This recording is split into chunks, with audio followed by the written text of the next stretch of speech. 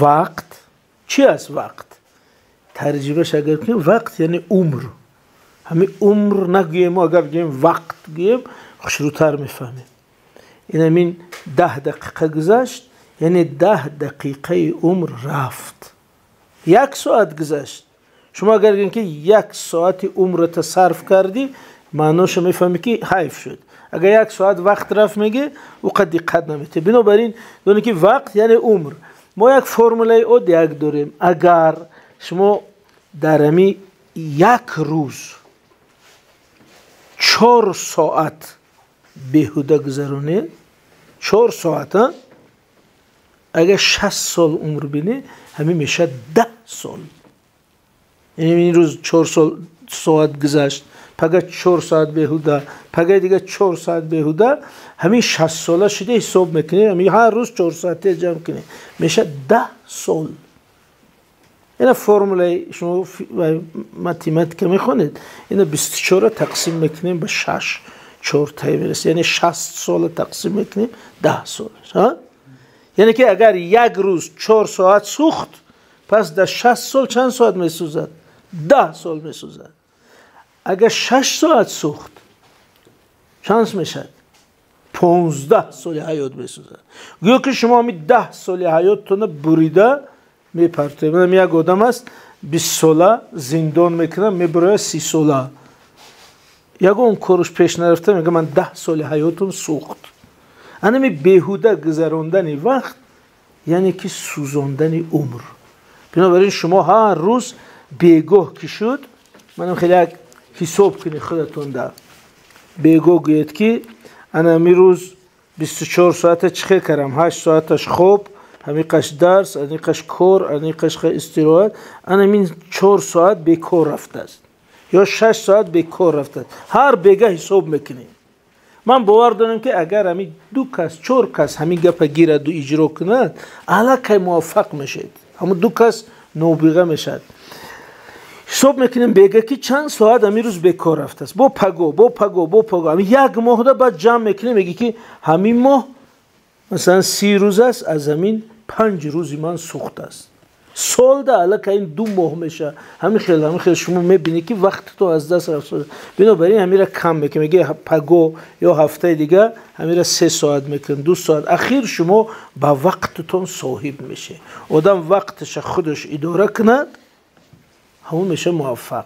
فهموند درباره وقت. شما برای که وقت فهمید یک تجربه گذرونید. 1 بار 1 ساعتتون سوزد ولی تمام عمر نجات میده. 1 بار همی بیرون بروید ساعت نگاه کنید و میگی که من 1 ساعت همجا راست میستم.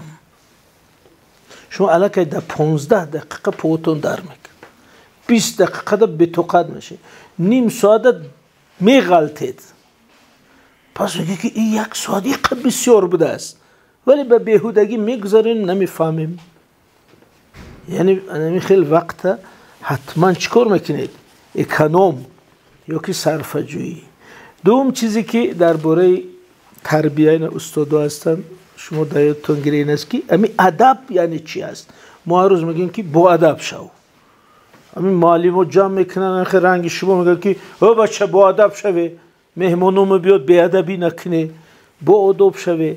اگر ما تجربه گذراندیم که یک آدم هر روز هم خیلی که با ادب شو 10 سال هم گذرد و با ادب نمیشه. چون همین چی معنی دارد؟ بنابراین همین را کشودن در کارو گفتن در کوکی. مثلا همین ادب 100 چیز است. مثلا فرضاً 100 کار است که اگر همون را یاد گیری میشه با ادب. فرضاً میگه که نخونوتا بگیر هر روز یا که هر 3 روز یاد میدی، هر 3 دندانوتا بشو، مثلا رو تایخه کن، کسی کلان آمد سلام کن، روته. همین 100 کار است که اگر همه ما را یاد گیرید میگیم انا این اجرا کنید میشه با ادب.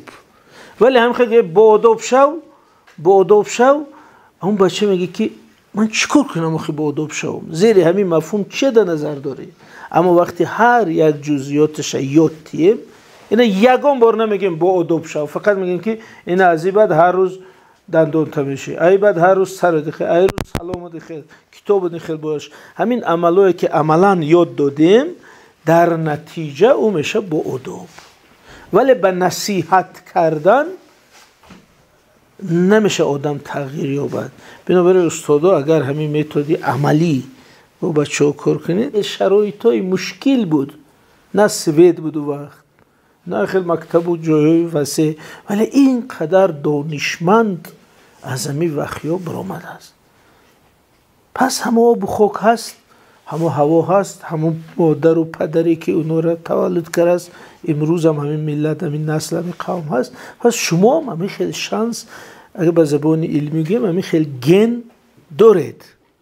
هر یک شما یک پروفسور، یک دانشمند، یک کسی که برای ملت خدمت میکنه، استاد نظر یزدان هم از همینجا هست، شاعری مشهور. اگر شما هم رادیوی تاجیکستان گوش کنید، هر شب قریب 1 ساعت نظر یزدان درباره تاجیک گپ میزنن. اونا برنامه تاجیک شناسی دارن، 1 سال گپ زد به خدا. من گفتم دانش و گپی همین کس تمام نمیشده باشه. مثل همین دریای خینگاب رفت ساده است، تمام نمیشد که.